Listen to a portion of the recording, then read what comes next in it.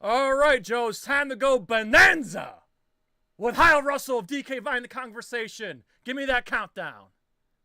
In 5, 4, 3, 2, 1.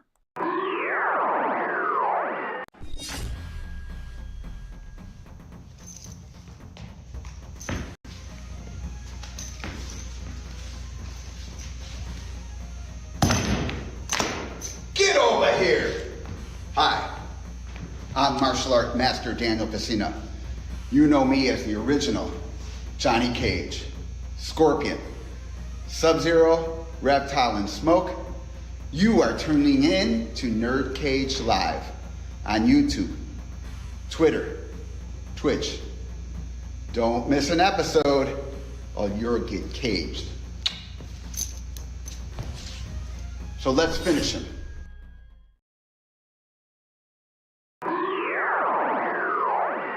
This is Anthony Marquez, better known as Kung Lao for Mortal Kombat. Make sure to like and subscribe to NerdCage Live. Be there. Us. Hey everybody, this is Dave Niebor from Dog Eat Dog, and you're watching NerdCage Live. So like, share, and subscribe to this channel. These are great guys doing what they love to do.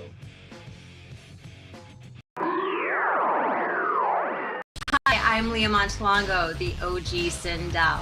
Please like, subscribe to NerdCage Live. This is Ernie C. from Body Count. You're tuned in to NerdCage. Can you like and subscribe?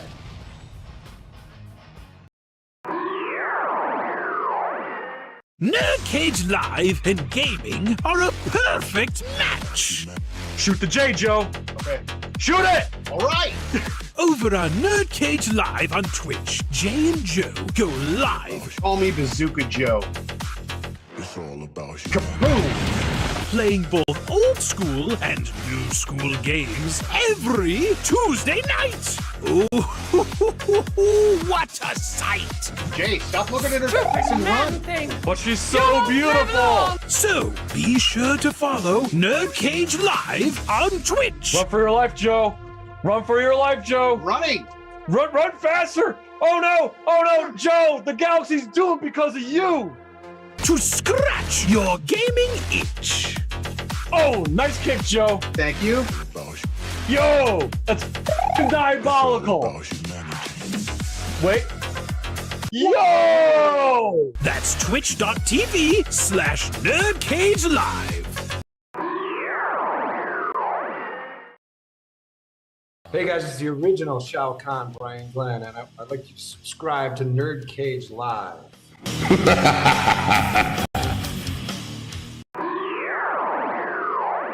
Hey, what's up, everyone? This is Doc Coyle, the man from Bad Wolves and God Forbid. I want to let you know right now, please subscribe to NerdCage Live.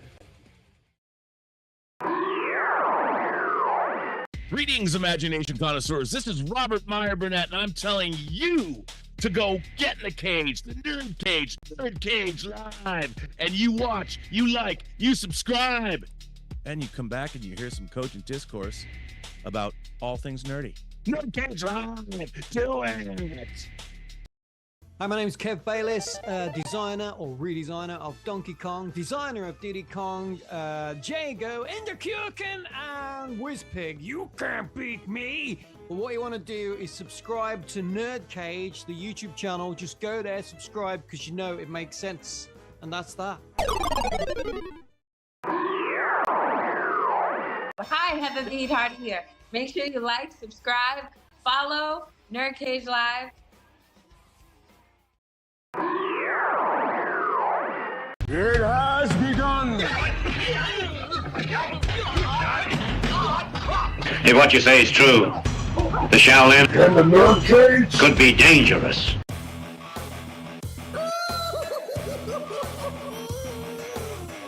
Greetings, citizens. You're now trapped in the NerdCage. We hope you have a smashing good time.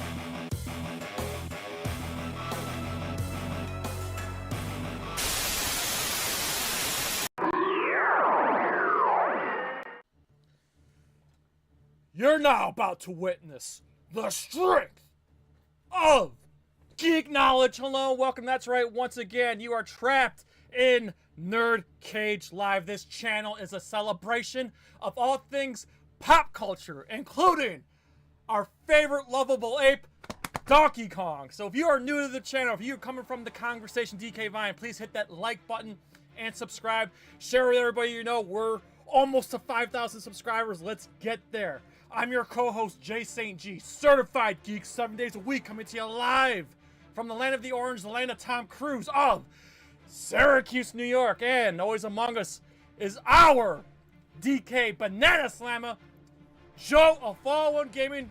Introduce our returning guest. Yes, tonight, returning from the Kongversation DK Vine, it is Hyle Russell. How you doing, sir?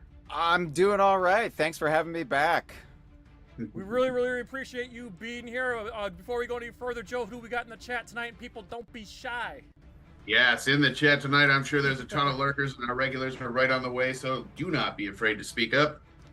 Yes, and some stuff to promote real quick, Joe. So, if you haven't already, last week's live stream. Yes, check out our live. Well, first and foremost, check out our live stream with David Wise, the legendary David Wise. Yes, it was a lot of fun. He broke down his music from Donkey Kong Country. It was a really great conversation. That live stream is available on YouTube and on all podcast platforms. And of course, this past Monday, Joe. Yes, our spoiler discussion of Fantastic Four: First Steps. And speaking of Fantastic Four, check out our rapid review of Fantastic Four.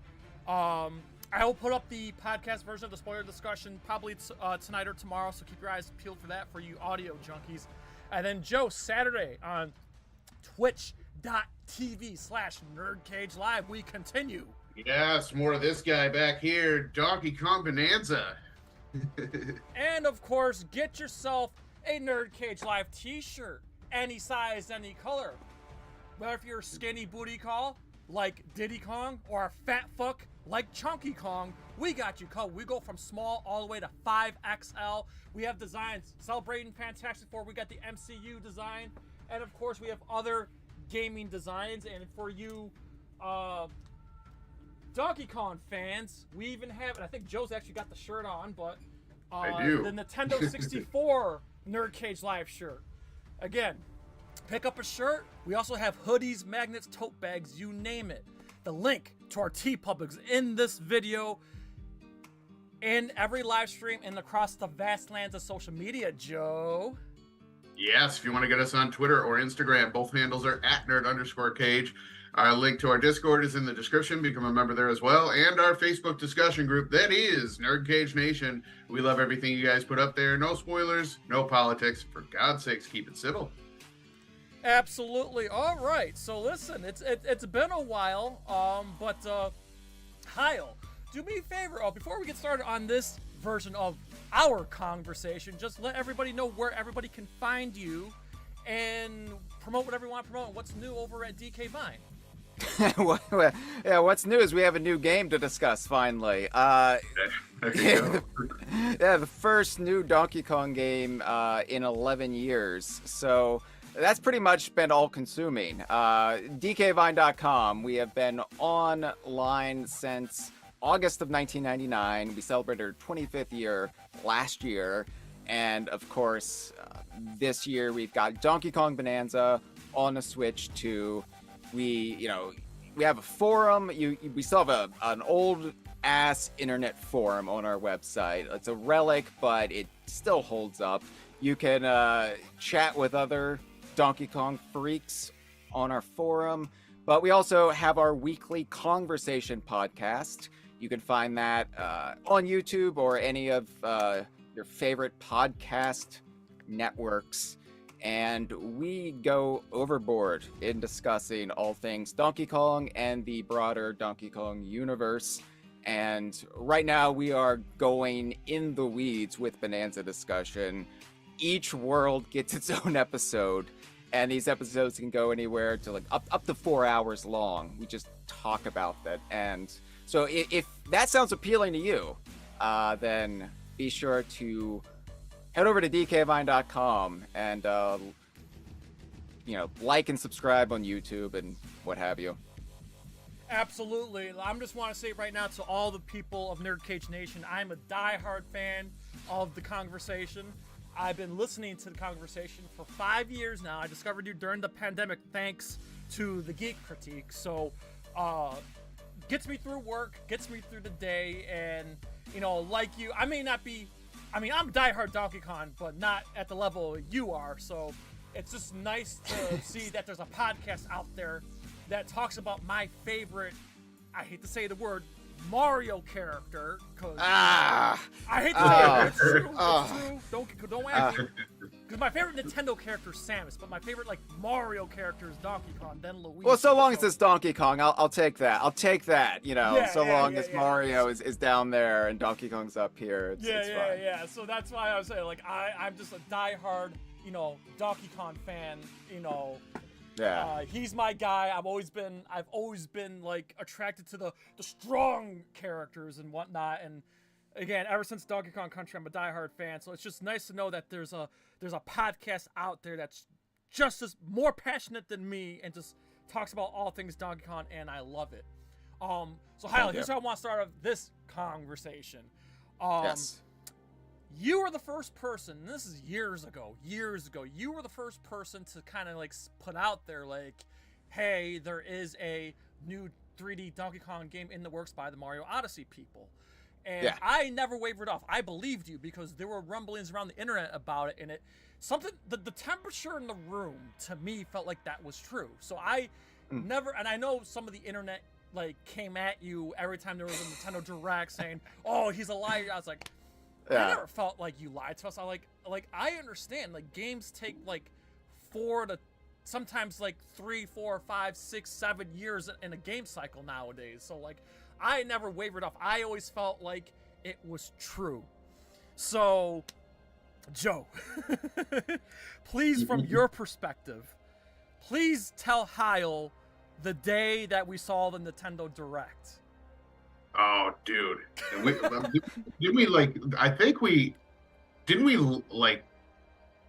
not really live stream. Didn't we go on Twitch for that? We did. We watched it on Twitch. Twitch. We went on Twitch for that. So we had a live reaction of it, and oh my God. Dude, it blew our minds from the very launch of that trailer. He lost shit because he knew there was a game coming. He didn't know it was going to be this ambitious, and man, they hit the nail on the head with this. I kept punching Joe in the arm saying, "Joe, are you seeing this shit? Are you seeing this shit right now?" And he's literally next to me on the couch. I'm like, "Joe, look, Joe, look." I lost my goddamn mind because, and I'll say this, Hyle, before I've heard your story, but I want you to tell NerdCage Nation the story. But sure, when the first thing that went through my mind when I saw. When I started first I thought maybe this is a new Pikmin game, and then I saw the monkeys. And when I saw the monkeys, I felt a sigh of relief. I felt relief, oh, thank God it's true. It was, because not that I started to tamper away, but I was just it was just such a relief to see, oh my God, we're finally getting Donkey Kong. Because there was a small part of me, Hyle, that I was afraid that Donkey Kong was slowly going towards F-Zero, Earthbound, Star Fox. I was kind of afraid of that happening.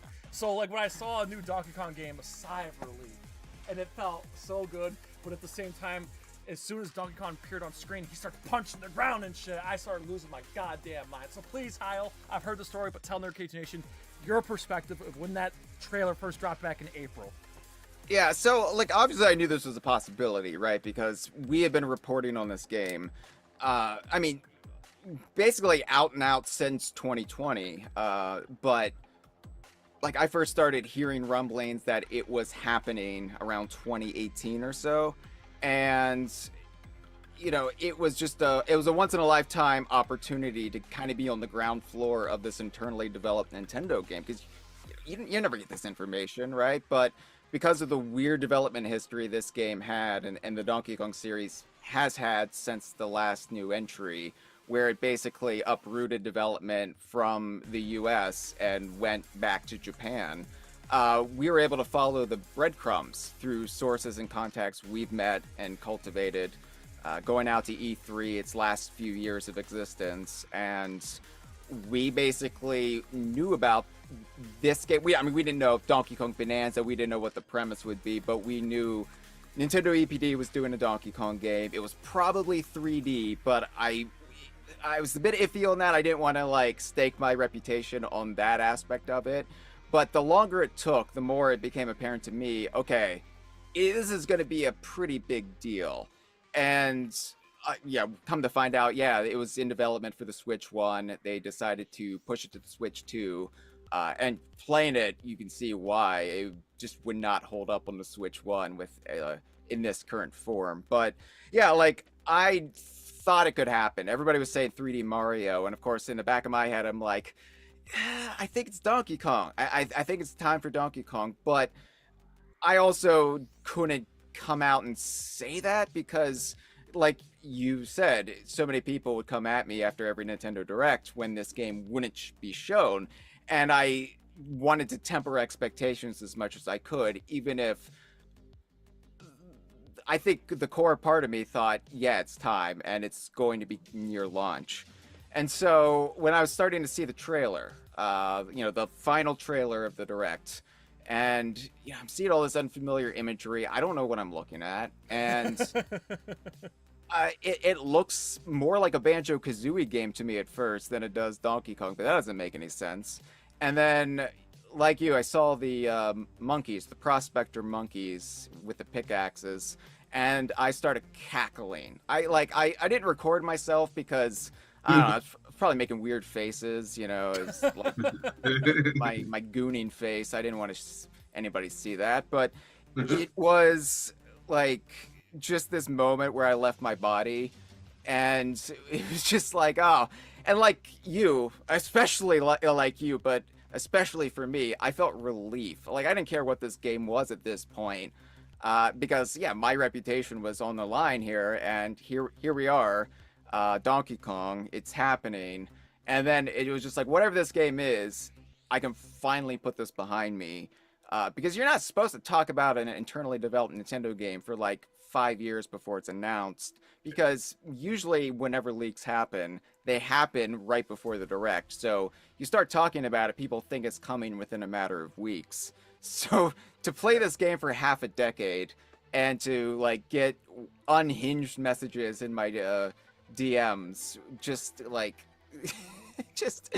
calm down, people. It's Donkey Kong. I love Donkey Kong probably more than any human being on the planet, but get some perspective. But anyway, it was finally here, and I didn't know what it was. Just a lot of bizarre imagery. There's a purple blob on Donkey Kong's back. What the hell is happening? I don't see anything familiar except Donkey Kong, but open mind. It's here. And, it's just gradually, the more I learned about it, the more I loved. Yeah. And what I want to add to everything you just said, Hyle, and I'm sorry we're skipping around, but when, like you, I saw the image of Mario Kart, well, the new Mario Kart, the new image of Donkey Kong. Yeah. I will not lie to you, and this is the God honest truth. My heart sank a little bit. Oh, really? My heart sank a little bit because, like you, I love the original rare design from Kev Bayless, who's been on our show, by the way. But if I have to be very specific, my favorite Donkey Kong design is the DK64 render with the fur. Is my favorite, all-time favorite Donkey Kong design, and that's what I'm used to. Like that's my Donkey Kong. So when I saw this new design, and granted, after seeing the movie, the Mario movie, I wasn't all surprised. But it was still kind of a gut punch at first. At first, it was a gut punch because the way I felt is that Godfather meme. Oh, they massacred my boy. Like that's what I felt. Like I'm like, oh man, they finally did away with the rare design, even though it's the aspects of it still there, but it's not the 100% to the rare design. Now. I absolutely love the design. It took a few months for me to accept it. Now I love it. Like now it may it's not my favorite, but I absolutely love this new design, and now I've accepted, okay, this is our new Donkey Kong for now. Because I'm sure 10, 20 years now, if I'm still alive, God forbid, I'm sure there's going to be yet a new DK design. I think this is going to be like a 20, 30 year cycle no matter what. But for now, this is our new Donkey Kong. I accept it. I love it. And it absolutely works for this game. It worked in the movie. And I'll be honest with you, I haven't really dove into Mario Kart yet. I've just been so busy. But yeah, I accepted the design. So I want to get from your perspective here. How did you feel about the design when you first saw it? How do you feel about the design right now? Yeah, so I didn't really care for the design in the movie. Like, it was fine, but it just, like, I grew up with Donkey Kong Country. Like, that was the game that, like, had the biggest impact on me as a kid. And so my favorite version, my favorite iteration of the design is that original 1994, like the plasticky fur and the sausage fingers. And I mean, it doesn't look great, but that's what means the most to me. And so they've steadily evolved it, and especially like after Rare was bought by Microsoft, they started tweaking it, and they've changed the nose, and then they kept trying to emphasize the teeth, and it never really fit right. And when I saw the Switch 2 teaser and I saw the Mario Kart footage and I saw Donkey Kong in the background, I was honestly like, I never thought I would feel okay with them changing it to this degree, but it was another kind of wave of relief, because I saw that and I kind of knew, okay, the game is coming, the game is happening, because they would not go in and change Donkey Kong like this if they didn't actually develop Donkey Kong internally. It just felt like all the things were aligning. All the little signs were starting to point to the Donkey Kong game is imminent. And so for me, it was kind of like, this is a Faustian bargain. It's a deal with the devil we have to make to get Donkey Kong games again and have it be a reliable series again, and not just once every blue moon. So if it means saying goodbye to the exact details of the character design that I loved growing up, if it means I can get more than 3 more Donkey Kong games before I die, fine. And, you know, playing Bananza now and really getting acquainted with it. I mean, I was fine with it in Mario Kart World, playing that game. I was like, yeah, you know what? This works. And then especially in Bananza, the nuance is there where you do see the Rare version, the Kev Bayless design. It's still in there. He's just capable of doing more. And the expressions he can pull now, he doesn't look like this rabid maniac when he like grins like he did for the bulk of the last 23 years. Yeah. And also I want to point out too, and I want to get Joe's perspective too, I also want to point out too, is Mr. Kev Bayless has been very open on Twitter saying, hey, I love this new design. He's like this is a step, this is an evolution. This is not like, you know, erasing history. This is an evolution. And he's pretty open about it. He absolutely loves it, and he accepted. Like, even he accepted it. And he, of all people, would have every right to be upset, and he's not. So, but Joe, your thoughts on the new design? I'm always up for something new, and I mean, with technology as advanced as it is now, it was only inevitable that they were going to do some sort of upgrade, and I think they pretty much nailed it with this. I mean, you have to think that when they did the original design, it's mostly from a side profile. Yes, they had 3D, but it was very limited, so it was still pixelated. Now that you have full graphics and everything, they had to reimagine it to be able to see it from all angles, and I think they nailed it with this one. Yes. All right. So, Donkey Kong Bonanza. The game itself. Oh, and if we're going into reactions, I think my favorite reaction to the trailer would have to be my nephew's reaction, because you always have to get a child's reaction because that's what it's marketed towards.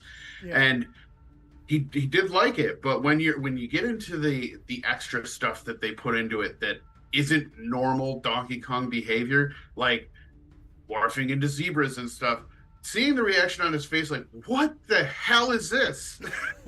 I thought that that was priceless. So Now, Joe, did you do your job as an uncle and introduce your nephews to the original trilogy? They're my proteges, dude. So Okay. yeah. Okay, just making sure that you're doing your job as a elder millennial. I have to be person. the funkle per se. Yes. Yeah. Exactly. All right, so Hyle, I'm just going to say right now, as I said off air, Joe and I, we're halfway through the game. We are at the resort sub-layer, and, according to Google, we are halfway through the game. So, I'm still not giving this game my final rating yet. Yeah. I'm still under the first impression rating. And my first impression, Hyle, is... This is absolutely, so far, and this could go up. I don't see this going down. If anything, it's going to go up. Yeah. Right now, I have this at 9 out of 10 for me as a first impression because this might be not only the best 3D Donkey Kong game, this is like the best Donkey Kong game for me personally since DKC 2. That's how much I'm loving it so far because it takes some elements from old DK Country and DK 64, but also it takes aspects, and I know you just played it because I pay attention to the conversation. It takes the best aspects of Mario Odyssey, which I believe is the best 3D Mario game ever made, in my opinion. I know people say Mario Galaxy. I think Mario Odyssey is the best 3D Mario game ever made, and this game borrows from that, but takes the best elements of that. On top of that, one of my favorite video games in high school was Incredible Hulk Ultimate Destruction. It borrows from that. And then you got elements from like the Spider-Man games where you got the expansion tree and stuff like that. Hell, it's even got Breath of the Wild and Kirby and the Forgotten Land elements. So it takes elements from Nintendo's best and, again, Hulk Ultimate Destruction, which is like a lost gem. And it's got a brilliant coat of paint of Donkey Kong.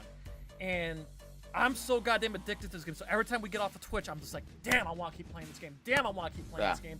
And I get addicted to finding the banana gems and stuff like that. And it's so goddamn fun. And it's and the aesthetics is so pleasing. If I have one minor gripe with it, Hyle, is I kind of wish it had more of the side-scrolling bonus levels. More of those. More of those. But other than that, this is the best Donkey Kong game since DKC 2, and I'm not disappointed at all. Nintendo delivered the goods, and I haven't seen Donkey Kong fever like this in our pop culture since the 1994-1995 Rare days. So go ahead, Hyle. I know you're taking your sweet ass time with this game, and I know you haven't beaten. We haven't beaten it yet. So what is your first impressions? And I know you just played Mario Odyssey as well. So go ahead. Go ahead and dish out your first impressions. Yeah, so I'm 45 hours in, and I'm only in layer 500. To show you like the amount, like for one thing, I have to like extensively take screenshots and document everything and like take notes, and like I'm approaching this as a scholar as much as I am just somebody enjoying a video game. So but I haven't enjoyed a game like this. I haven't really just lost myself in a game like this where when I'm not playing it, I want to play it. When I'm like away from home, I'm thinking about getting home and playing it. I haven't felt this way since I was a kid. Like this is something special. Yeah. And I thought like I would like it. I thought like it might even be up there. I didn't realize how fucking addicting it would be. And I mean, even removed my own emotional attachment to the series and to the character, and like I'm just invested in the game. It's completely like upended me, and I'm losing sleep because I will be like sitting in bed playing in handheld mode until like 1, 2 in the morning, and then I realize what time it is, and I'm like, shit, I was gonna get up at 7, and and it's like, so like my work's gone down the drain. Like my work running DK Vine, the Donkey Kong website, has just taken a sideline to me and playing this Donkey Kong game. And I've said on our own podcast, like I don't know if Donkey Kong Country 2 can ever be bested for me, just because that is my game. I'm a 2D platformer It's a perfect fan, game. so That's a perfect game. That's a 10. it's a perfect game, but it's also a nostalgic game, and it hit just that sweet spot of it's the sequel to this game that I really fell in love with like no other game, and then it bested it a year after it. Like, that is going to be my, like, the aesthetics. And it drips with irony that that's the go-to game when that's the one game that's actually missing Donkey Kong. Well, there's four missing Donkey Kong if you count the Donkey Kong Land games. And at least Donkey Kong was in it. He wasn't even in the third Donkey Kong Land game. He was just nowhere in it at all. But like, that's what I love about the series, though. It's like, for me, it's not just Donkey Kong. It's the entire cast. And you know, I'm not spoiled. I have somehow avoided spoilers for the past 2.5 weeks because the game. Kudos to you. It's hard to do. I don't even go on YouTube. If there's a YouTube channel I want to watch, I pull it up directly. I watch in incognito mode, so no like recommended thumbnails come up. I've just gone off the grid as much as I can, and so like I'm getting surprised by the game, even though I'm still at the part of the game that we saw in the pre-release materials. I'm still getting surprised, and there'll be something I encounter, and I'm just like, oh, and I like, this is not new information for most people who like sped run the game the first weekend, but for me, like, I love taking my time with it and just getting to really like soak in the world of Donkey Kong. I'm very hard to please, and I have like a very high threshold because I compare it to the games I grew up with, and I'm like, you did that differently, I don't like that, that feels tonally off.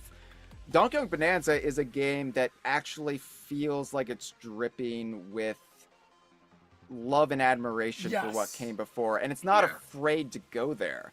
And that's the biggest thing I think the Donkey Kong series and fandom has been missing. I love the retro games. I loved Returns and Tropical Freeze. Yeah, same here. But they always kept a distance. They always kept like an arm's length from getting too head-ass into Donkey Kong. Yeah, like, they don't hit the same like the SNES trilogy. Yeah, and it's like they were almost like afraid of referencing too much. And it's not just like references, but it's also just, you mentioned the 2D side-scrolling like bonus areas. Yeah. And there's one, and we saw it in the original trailer, so this isn't a spoiler. Yeah. It's the one that directly homages the first level from Donkey Kong Country. Yep. And I talked about it, or I will talk about it on our upcoming podcast that's going to go live, the next episode, on the world it actually appears in. But I went into this and I'm like, all right, it's time for this. And I just instantly relied on my instincts as a fan of the game to like know what to do, know where to go, know where the secrets are. And it didn't disappoint me. Like, everything I thought, oh, there could be something here, there was something there, and it was just laid out. It was designed exactly like Donkey Kong Country by way of Donkey Kong Bonanza. So it's like that kind of level of detail and appreciation where it's just like in the DNA of the game, this love for all eras of Donkey Kong. I couldn't be happier. Like, it might. Oh, I'm sorry. I was going to say, you nailed it in the head too, because you mentioned on your podcast that this is a reflection. And again, I'm going back to Mario Odyssey. Odyssey had these 2D 8-bit Mario bonus levels, levels within the levels, and it kind of borrows from that.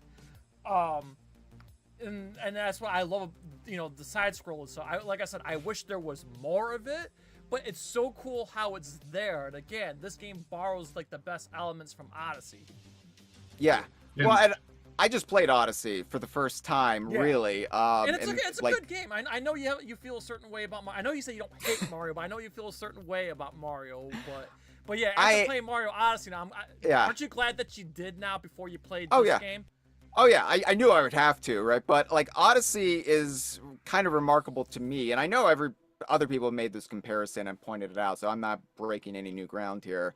But Odyssey feels like it is Mario actually influenced by the games of Rare. Like, there's some Banjo-Kazooie in there. There's this level of world building and attention to detail that Mario traditionally would eschew, would shy away from. And all these little creative decisions in Odyssey actually feel reflective of Banjo-Kazooie, and to a much lesser extent Donkey Kong 64. So it's kind of funny then to build a Donkey Kong game kind of on the skeleton of that, because then you're like just going right back to that Rare influence. So it kind of feels like a perfect fit. Yeah. And as for stuff that's kind of, I wish it was in the game, but yeah, it's missing for contractual reasons, I think Jay can get on with this.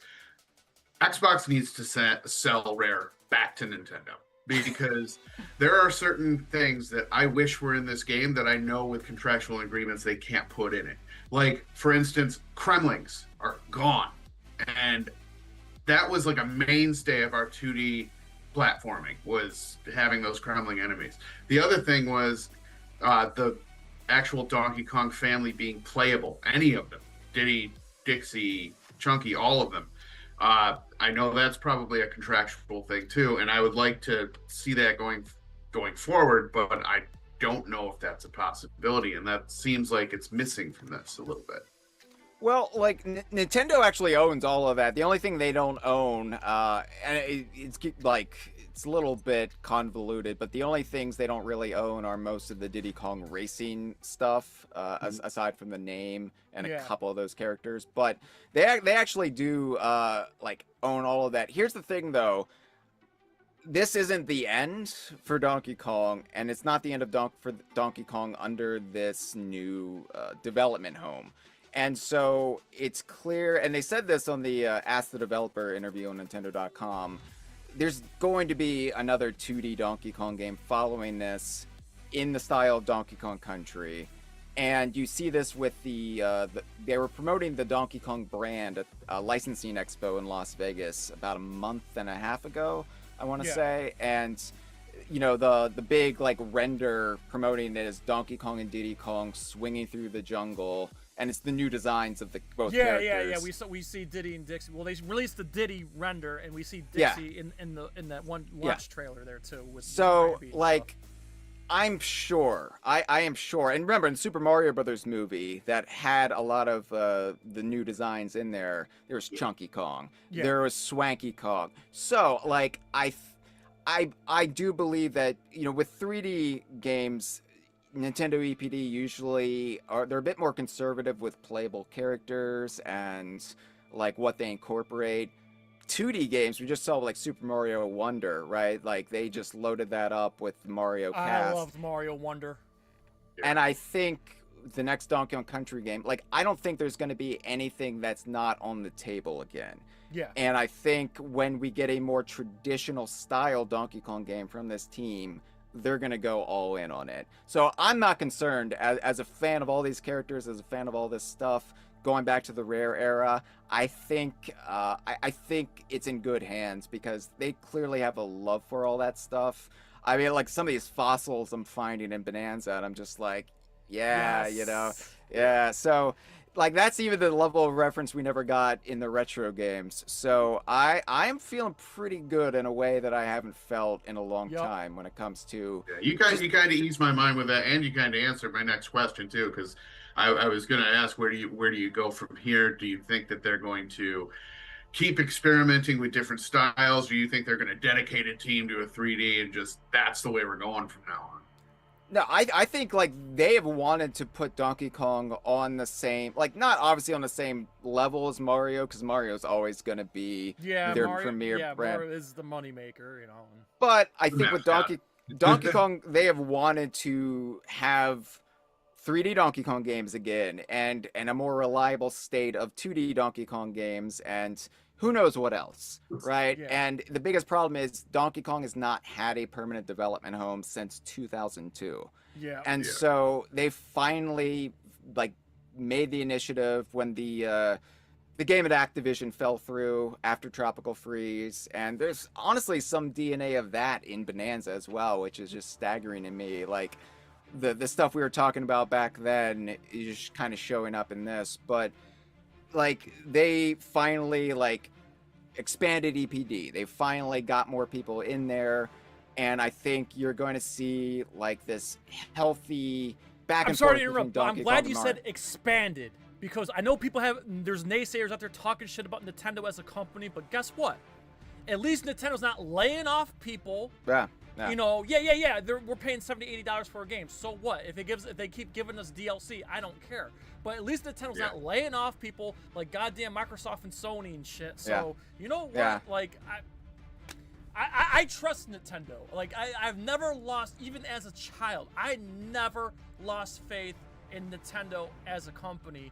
And I just wanted to point that out. You know. I want people to hear that.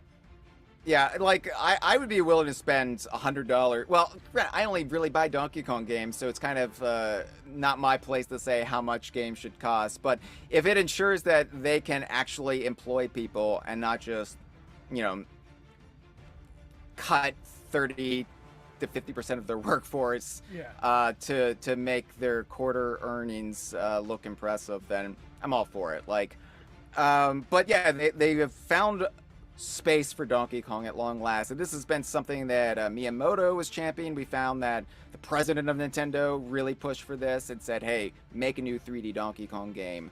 They've got the theme park in Orlando, and this lucky Osaka. bastard down here on your screen's going to in a couple of weeks. Yeah.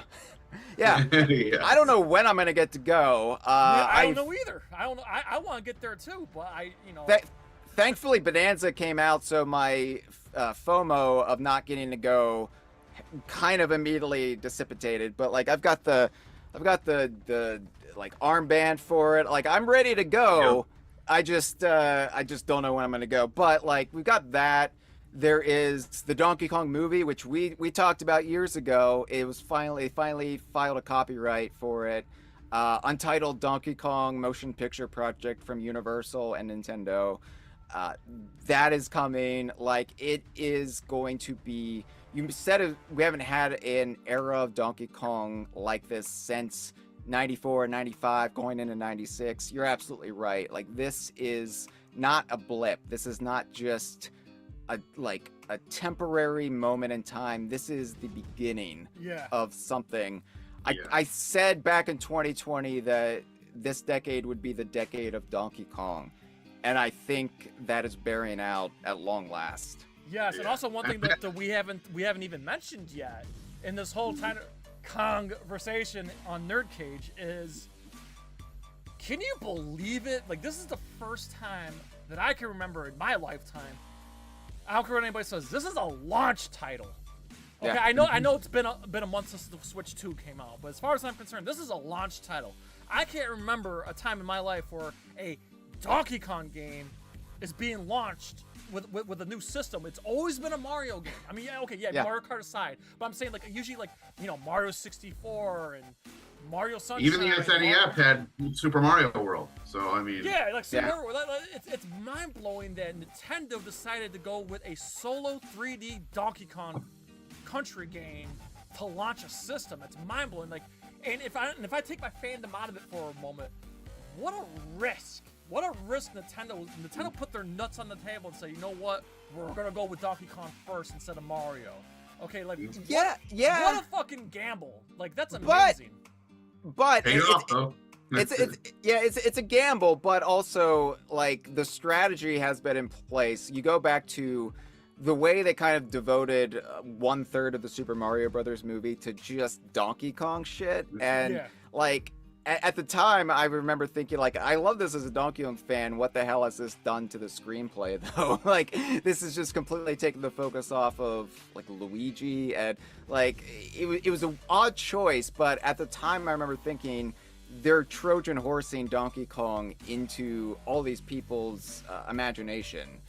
Because all these kids in the theater, when I saw it, like, they never played Donkey Kong Country. They never grew up with these games. They only know Donkey Kong as kind of like this character in Mario Party or Mario Kart, and they probably never pick him. but all of a sudden we saw the fruits being like harvested from that decision, because like Donkey Kong suddenly grew as this like renowned brand. People were interested. The internet searches, like our site exploded in popularity and more people finding us because of that damn movie. And congratulations on that.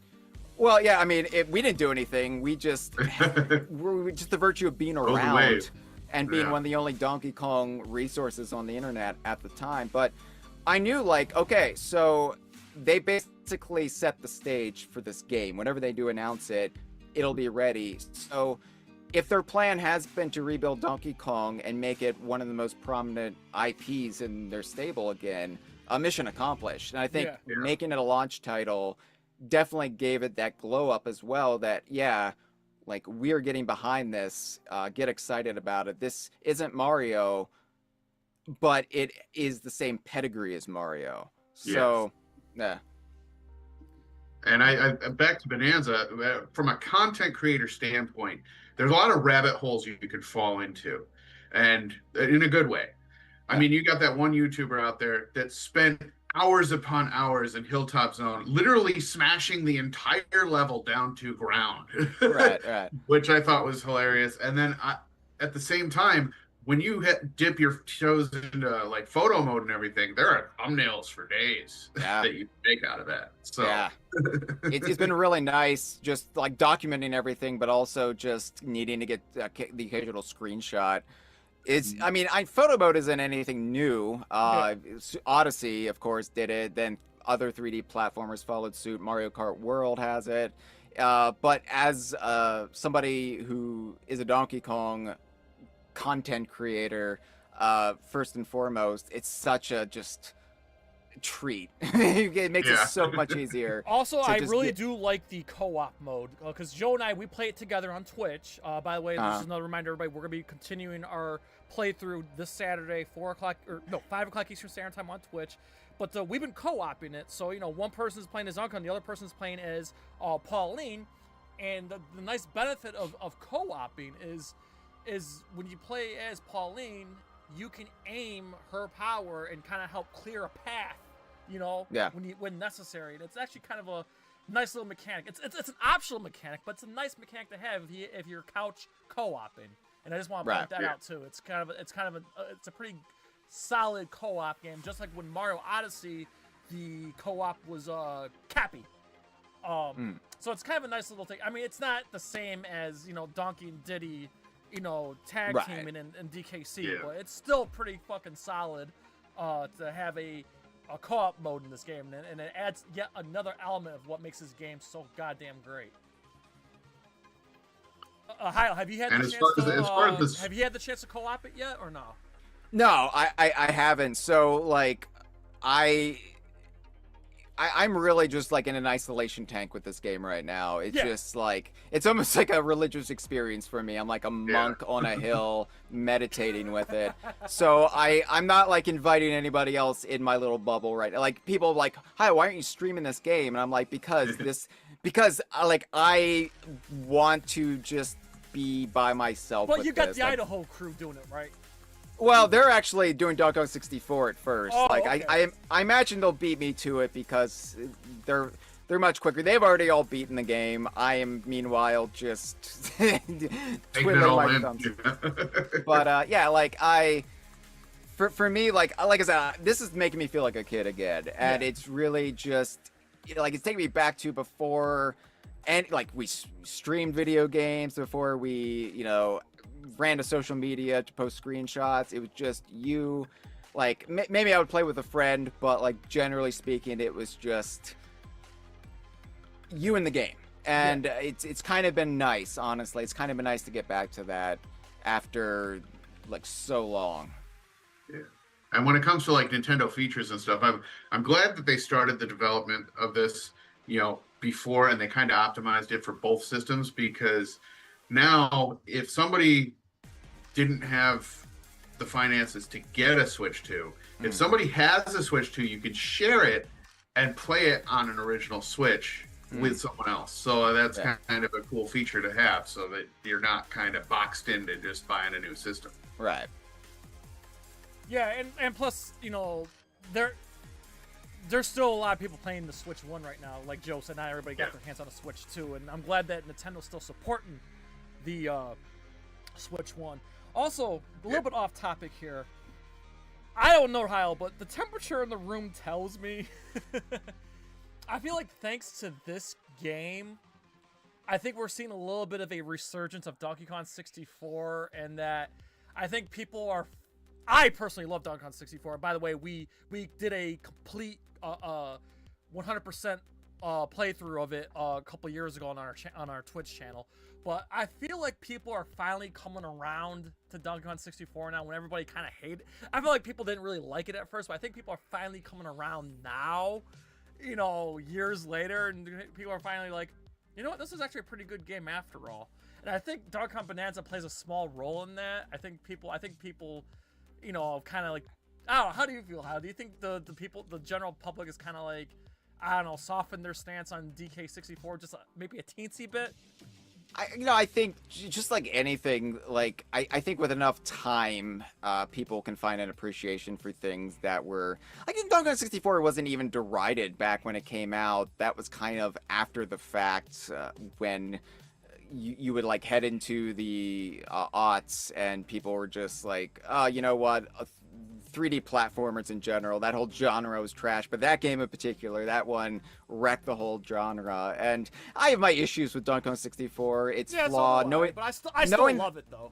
Yeah, like knowing the development history as I do, and knowing what the game was supposed to be versus what we got, I'm just like, but I still have a lot of affection for it, and I think there are so many good bits in the game.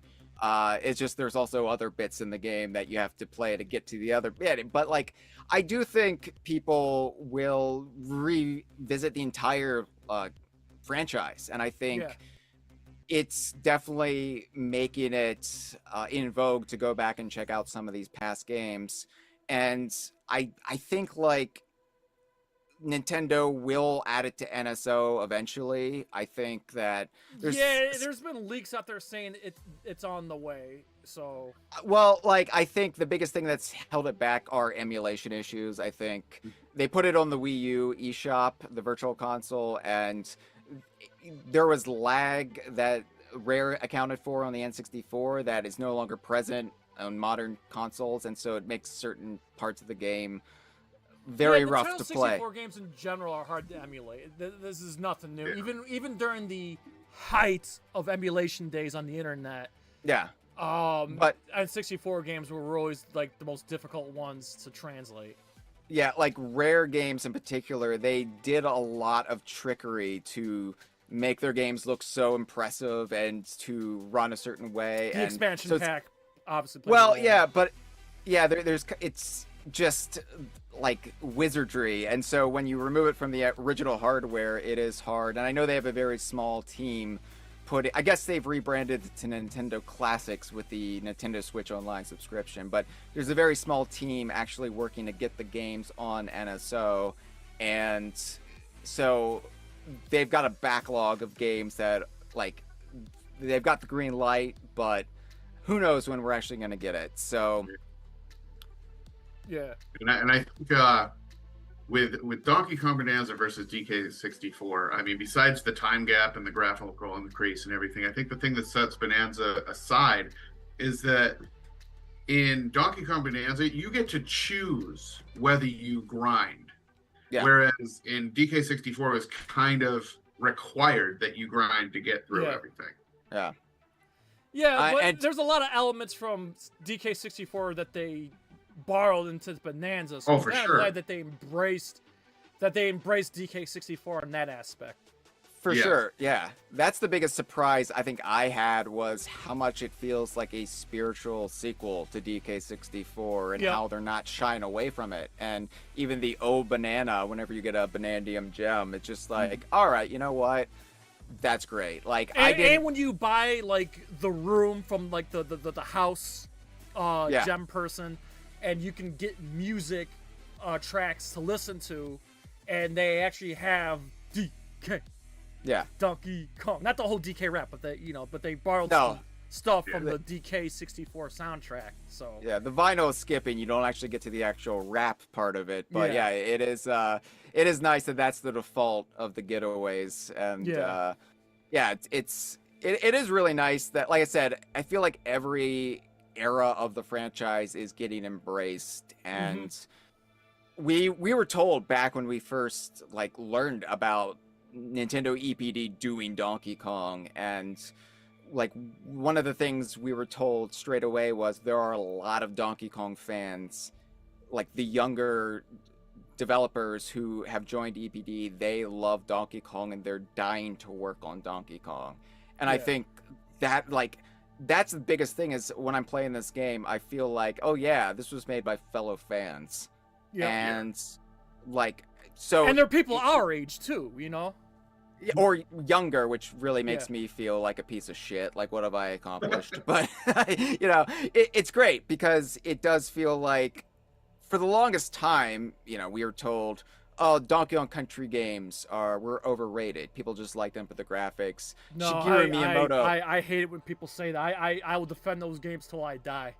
These apocryphal quotes from Shigeru Miyamoto saying how much he hated Donkey Kong Country and how much he hated what Rare did. There's people saying the same thing. That Miyamoto didn't even like Super Mario World. They're full of shit. Yeah, they're full but of shit. Because all of this stuff came about in the early days of high-speed internet. This became just secondhand knowledge. People didn't even need to research this. They just knew it because it was just common knowledge. It was just everywhere. And so it set this narrative that there was something wrong with the series and you would have to completely reinvent it from the ground up. And that's the beautiful thing about Bananza is, Bananza does its own thing, but it also brings back and brings in and pulls in so much from going back to the arcades, going through the Rare era, up through Retro Studios. So yeah, it's basically all I could ever want from a Donkey Kong game, especially after 11 years. Also, I got one more thing. We're gonna wrap up here in 5 minutes because we gotta go to the movies to see Naked Gun. But one thing I want to, because I could talk all day about this. But one thing I wanted to point out too, and this is a small gripe, and I had a feeling, and it turned out to be right. One of my gripes with Bananza, and this is not a deal breaker, but it's got to be said though. The boss battles are too easy. And this was the exact same problem I had with Mario Odyssey. The boss battles were too easy. Whereas DKC2, DK Tropical Freeze, the boss battles had a very strong challenge element there. I kind of wish we had more of a stronger, tougher boss battles in this game. But it's not a deal breaker. It doesn't hurt the experience overall, but it is a gripe that I do want to point out, and I was kind of prepared for it after playing Mario Odyssey, so I had a feeling. So I just want to point that out too. Not a deal breaker, but I wish the boss battles were just a little bit tougher, but they're still awesome. That's still visually pleasing, and there's still a cool rhythm to it. But I think the main part of the whole point of this game is not for the challenge; it's more so for the exploration. Yeah. As far as to tack on to what Jay's saying and everything, is that when we grew up with the bosses that we grew up with and everything, it was strategical. So you had to find a strategy to beat the boss. With these new ones, the challenge is not really strategy; it's more mechanical, where the camera's in the way, or that there's a thing that the boss can do that you have to mitigate. In the meantime, we had one boss that gets to roll through lava and everything, and you have to figure out where you're going to place your character so that doesn't become an issue. And it's like I said, it's more mechanical than strategy. So that's I think the biggest difference. Yeah. And again, maybe I'm just in the glow of the new game, but and playing Odyssey, playing Odyssey for the couple weeks before Bananza came out, I was also prepared for it, and honestly, the difficulty of games like Tropical Freeze, I know actually turned off a lot of young kids from getting into the series because it just kicked their ass, and I do want future Donkey Kong games to have that difficulty, that classic difficulty. Yeah. But at this point, I'm just like, no, we got to replenish our ranks. We gotta hook the youth and get them into Donkey Kong, and then maybe we can have maybe the advanced classes for the series again. And it's like, okay, this is a Donkey Kong game for the aging millennials, and it's fine. There's room for everyone. Yeah, and the last thing that I wanted to talk about was the lore confusion. And I sent Jay a parody video of stuff like this. It's pretty hilarious. But they basically go into the Pauline lore, and it's like, well, if you go way back to the original Donkey Kong on Nintendo, Pauline is older and she's captured and everything. Now she seems to be befriended with him, and she's younger, but Cranky is still old, and he's supposedly the original Donkey Kong. So there's a little lore confusion in there with the timeline. Well, I can't speak to any of that yet, but like I am like, yeah, I'm gonna refrain from saying anything until I beat the game. There you go. Yeah. I'll just say again, and I have been spoiled. Most of our questions will be answered when you finish the game, and now it's cleared up the confusion. I'll give it its time. Yeah. I don't want to spoil, but let's just say that things get cleared up, and we get a much more clearer vision of where this game actually takes place. So for those people who take the lore serious, I say to you, don't worry. Yeah, I wasn't worried, just because seeing Cranky Kong was there, seeing what he references. He references being the original DK in this in a roundabout fashion, and it's just like, yeah, you know what? I'm just gonna trust the ride. I don't know where it's taking me. And the trailer did confirm that yes, the DKC country games did happen because of what Diddy and Dixie, in their dialogue confirmed. So. Right, so that's it's just kind of like letting go. Like, I don't need a Wikipedia summary of this game before I play it. I just want to see what story they're telling. So, whatever, you know. If I get to the end and it doesn't make sense, I will make it make sense. I can fair enough. Power of my mind. Yeah, absolutely. Okay, well, I guess we can start wrapping up here. It's 9:05 here in the East Coast here in Syracuse, New York, and again, we gotta get to the movies here. So, Hyle, here's what I want you to do. Kind of like in a general summary, just give your first impressions one last time in a general summary, and please promote whatever you want to promote, where everybody can find you, where they can find the conversation, and all that good stuff. And once again, thank you so much. I hope we can continue this conversation on NerdCage Live, maybe around Christmas time when we all beat the game, we can go back and look at it one more time and talk. We can have a specific spoiler discussion for this game. Sure. You know, in the winter time, because this is our mid-season finale. We're going to take a month break. We'll be back in mid-September, but yeah, Hyle, go ahead. The floor is yours, buddy. Go ahead and put a bow on everything. Yeah, Donkey Kong Bonanza. It's the game Donkey Kong fans have been waiting for, in some cases since 1999. Like, the entire duration of our website and our community, we have been waiting for another 3D Donkey Kong game.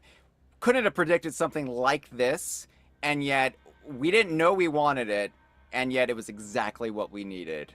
And I am ecstatic. I feel like a kid again. And I can't wait to get back to it. In fact, once we're done here, I'm going to pull out my Switch too, and I'm going to keep playing. But if you like Bonanza, if you are into Donkey Kong, or just getting into Donkey Kong, or into the extended universe of Rare itself, follow DK Vine, dkvine.com. I do news articles whenever anything breaks. I'm on Blue Sky and Facebook and our YouTube channel, and the Kongversation. You can follow us on Spotify, Apple Podcast, also here on YouTube or SoundCloud. And we do episodes every week. I'm actually going to do 2 episodes a week in the month of August as we try to catch up with Bonanza and also talk about some other things. So yeah, it's a real exciting time if you are into any of this nonsense. So check us out. Absolutely. I also just want to point out I put the links in the description of everything DK Vine in Kongversation. And Joe, go ahead. I want you to add to. We're playing this game on Twitch as we speak, so go ahead and I want you to put a bow on your first impression of DK Bananza. Dude, it is the most aesthetically pleasing Donkey Kong game that I've played to date. And I mean, it references all the nostalgia. It just brings it full circle, and it's all encompassing to where no matter what age level or experience level you are with Donkey Kong, it's got something for you in there. And dude, 9 out of 10, man. Absolutely. Great. And then, Joe, real quick, speaking of Donkey Kong, we had a special guest last week. If you want to check out that podcast. Yes, the legendary David Wise was on the show. Yeah, and it's available on all podcast platforms as well as YouTube. Thanks to everybody who came. I mean, we're at 700 views, which is more than what we usually get. So thank you to everyone who tuned in. If you haven't tuned in, check that out. And then also this past Monday, Joe. Yes, our spoiler discussion of Fantastic Four First Steps. Yeah, check that out as well. I absolutely had a blast watching the film, and thanks to everybody who checked out our rapid review. And then, Joe, once again, Saturday, 5 o'clock Eastern Standard Time on Twitch. Yes, we will officially continue our playthrough of Donkey Kong Bananza. Yes, twitch.tv/NerdCage Live. And, of course, get yourself a NerdCage Live t-shirt like the one Joe's wearing. Again, any size, any color, whether you're a skinny booty call like Diddy Kong or a fat fuck like Chunky Kong. We go from small all the way to 5XL. We also got pillows, magnets, tote bags, you name it. The link to our TeePublic's in the description of every video, this live stream, and across the vast lands of social media. Joe? Yes, if you want to get us on Twitter or Instagram, both handles are at nerd_cage.